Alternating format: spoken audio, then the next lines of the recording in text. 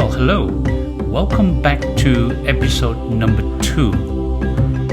In the last episode, we covered Daniel 11, verse 1 to 6. Now, today, in this episode, we'll try to shoot for verse 7 to 30 if we can. We will see what happens when it comes to timing. But you will see from 7 to 30, we'll be looking at the kingdom of Greece, and then we will look at the introduction of the kingdom of Rome.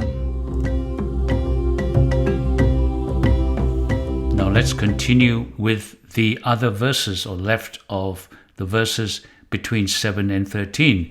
And let's look at verse 7.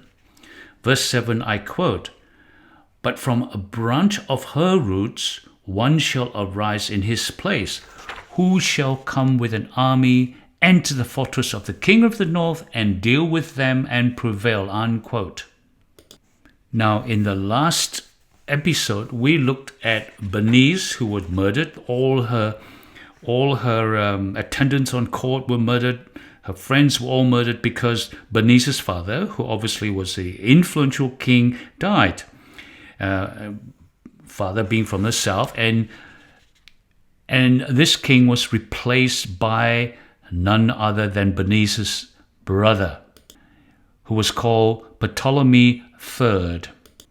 Of course, Bernice's brother succeeded his father, and he ruled Egypt between 246 BC and 222 BC. Now, after forming a large army, he invaded Syria, the north, to avenge his sister's death. And what happened? Of course, the target was the wife, Laodice, who plotted to kill his sister. Now look at the verse. It says, "But from a branch of her roots being Bernice's roots, shall arise in his place, who shall come with an army, enter the fortress of the king of the north." So the south is going to the north and deal with them and prevail. They win. So history supports this. History saying that Ptolemy III, the successor of the king of the south, avenged his sister and invaded the north, invaded Syria, and killed the person responsible for killing his sister Bernice. But you see, the king of the south, Ptolemy III, who was the brother of Bernice, is now succeeded the king. He became the king of the south, succeeded in his campaign against the kingdom of Seleucus, which is the king of the north, and this is where Laodice, that woman, was killed, and succeeded against this northern kingdom. He plundered Syria, and then he continued. He's made his way to Babylon, where he found and returned the Egyptian gods of silver and gold that Cambyses had taken from Egypt. So essentially, this time now, Ptolemy III, the king of the south, has gone up to the north with a huge and successful army and brought back to them all the things that were captured by the north from the south, and he brought back to Egypt. In recognition, the Egyptian people gave this king, Ptolemy III, the name Eugatis. What it meant was the benefactor. You can see all this. You can see all this prophesied in verse 8, and I quote, verse 8 says, "And he shall also carry the goods captive to Egypt." He being the king of the south now, Ptolemy III, "with all their princes and their precious articles of silver and gold, and he shall continue," he being Ptolemy III, the king of the south now, "he shall continue more years than the king of the north," unquote. Now, more years being what? This Bible has prophesied that, and in history it's proven that the prophecy stated that he, being the king Ptolemy III, the king of the south, outlived the king of the north, which is now Seleucus Callinicus, the king of the north, by 4 years. Isn't the Bible wonderful? The Bible has stated, and the Bible has come true. History has proven it. King Ptolemy III of the south outlived the north, King Seleucus Callinicus of the north, by 4 years. Isn't this wonderful to know that God has spelled and talked about the future way before the future happened? Now, in our previous episode, we looked at Daniel 11, verse 3 to 8. Now, let's continue and look at verse 9 to 13 now. Verse 9, I quote, "Also the king of the north shall come to the kingdom of the king of the south, but shall return to his own land." This is Daniel 11:9, unquote. But you see, what's happened in Daniel 8, we talked about the south attacking the north and successfully brought back some of the sacred idols that had been taken away, and it brought back to Egypt, bringing back the silver and the gold. And then that sort of peace, if you like, lasted for quite a while. After some years of peace, and the king of the north starts to think, I need to do something about that. And he decided then he will attack the king of the south to retrieve some of the richness that was taken away by the south. But as the Bible says, as the verse says, but the king of the north will not defeat the king of the south. In fact, the king of the north will be forced to return to his own land. And notice those words, that the kingdom of the south, the kingdom of the north shall come to the kingdom of the south, but shall return to his own land, return unsuccessful. You can see here, taking a step aside, after the four kingdoms left by Alexander the Great, the four generals, they fought amongst each other, and in the end, 2 out of the 4 was left. And now these 2 are bickering. The north and the south are bickering against each other, trying to be greater than each other. What does that remind you of? It reminds you of the greed and the pride and egocentricness of human nature. Enough is not enough. This is the result of sin. The result of sin creating such greed in human beings. This is played out in kingdom terms in Daniel 11. Then in verse 10, it talks about the infighting amongst the generals up in the king of the north, or the northern kingdom. You see, in Daniel 10, or verse 10, it predicted a family feud going on. Well, let's look at what history has to say. Seleucus, Callinicus, the king of the north, had 2 sons who set out to regain the territory that had been taken by the king of the south, Ptolemy III of Eugatis. Now, if you remember, at this time, the south was strong and has taken a lot of riches and territory from the north. And this king of the north and his sons were not very happy. And the older son of Seleucus, Callinicus, then succeeded his father.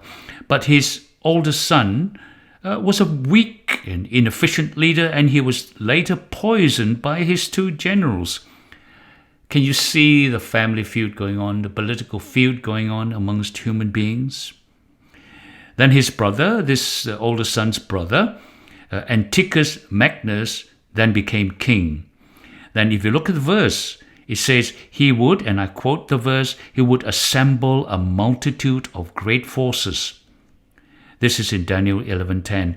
And recover Seleucia and Syria, recover some of the territories that was lost to the king of the south within their area. More infighting. Well, it hasn't finished here. More fighting to come. Verse 11 talks about ensuing battle between the north and the south. And history has supported this. This is around the 222 BC to 205 BC. What's happened then? The king of Egypt, the king of the south, which now was Ptolemy IV, the son of Ptolemy III, Eugatis. So his son, the fourth, met the king of the north, Antiochus III, which is the king of Syria, in a fierce battle at Raphia. And this was in 217 BC. Why would this be battle? Well, simply because the king of the north has taken some of the territories that were originally taken by the south, that was originally owned by the north, and we have this conflict that goes on and on and on. Does it sound familiar to you in almost like in today's warfare? The real reason for war has gone. Is gone. What is taken over is his pride, status, and all those greediness that a sinful human being displays. In this battle of Raphia in 217, and you look at the verse, it says in verse 11, it says, "And the king of the south shall be moved with rage." The king of the south was angry because the north had taken some of the territories, and go out and fight with him, the king of the north. So you have the south going against the north. This is the south, who shall muster a great multitude. And the north, would muster a great multitude. History suggests Antiochus, who was the north, whose force was numbered 70,000 infantry and 5,000 cavalry. Now that is a huge, huge army that the north has amassed, as was written in the Bible. And continue to look at the verse, "But the multitude shall be given," I quote, "but the multitude shall be given into the hand of his enemy," unquote. The enemy being Ptolemy, the king of the south. What's happened in this battle? Despite this huge army that the north has amassed, after a fierce struggle, Antiochus, the king of the north, lost 10,000 infantry, 300 cavalry, and 4,000 of his soldiers were captive. Defeated, he returned home, defeated by the king of the south. All this was written in Daniel chapter 11, verse 11. Now the rest of the two chapters, 12 and 13, suggest this. Elated by his victory, this is the south, king of the south, Ptolemy the fourth, and full of self-esteem, he decided to offer a sacrifice, but was stopped by the priest. Now, can you imagine a great king who's won battles and fully egocentric king who's won, and he wanted to offer a sacrifice, and obviously a paganistic sacrifice, and the Jewish priest stopped him? How do you think the king would react? Obviously incensed, he was angry. He made war on the Jews. The history of Eusebius recorded that, this is Eusebius, the historians record that Ptolemy IV killed 60,000 Jews in Alexandria. Look at verse 12. When, I quote, "When he had taken away the multitude, his heart will be lifted up, and he will cast down tens of thousands, but he will not prevail," unquote. Because, look at verse 13, "For the king," I quote, "for the king of the north will return and muster a multitude greater than the former, and shall certainly come to the end of some years with a great army and much equipment."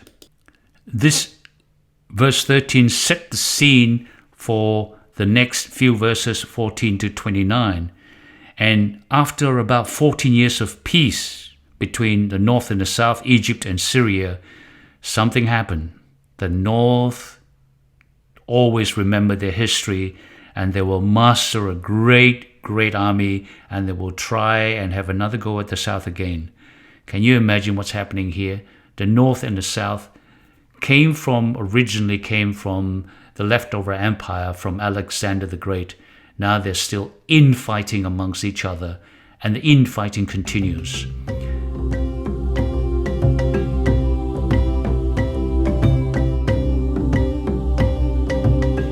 Now, in the next few episodes, we're going to be going forward and looking at Daniel 11, verse 14 to 29.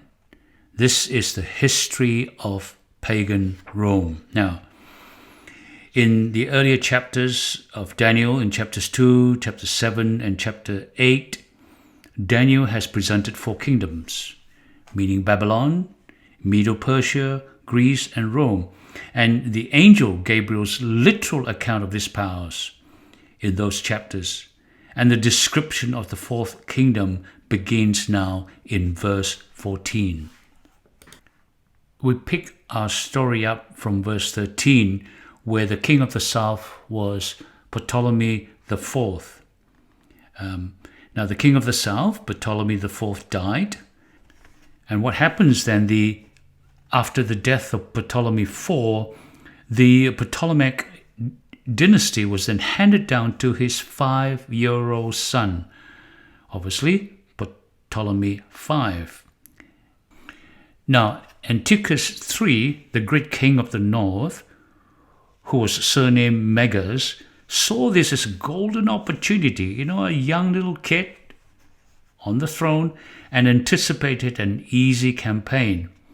So what he did was he joined forces with Philip V of Macedonia, and he expected to easily throw the child king and divide the country, extending beyond the territories. You can see this in verse 14, and I quote, "Now in those times many shall rise up against the king of the south. Also violent men of your people shall exalt themselves in fulfillment of the vision, but they shall fall." Unquote. Now that was Daniel 11:14. See, Rome had been slowly going through the years, incorporating one city and then one city and another, and a town and another. They're starting to expand at this point in time. Rome started to offer protection, but it came at a price: heavy taxation and a demand for men to fight in its wars.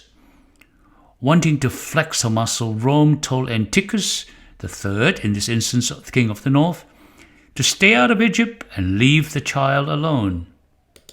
And what was the response from Antiochus the third? Well, ignored Rome. He ignored Rome's warning. And Antiochus III turned his attention to the well-fortified city of Gaza, the last town southwest of Palestine towards Egypt, and Gaza held out against him for a while, but it finally succumbed to the Syrian army.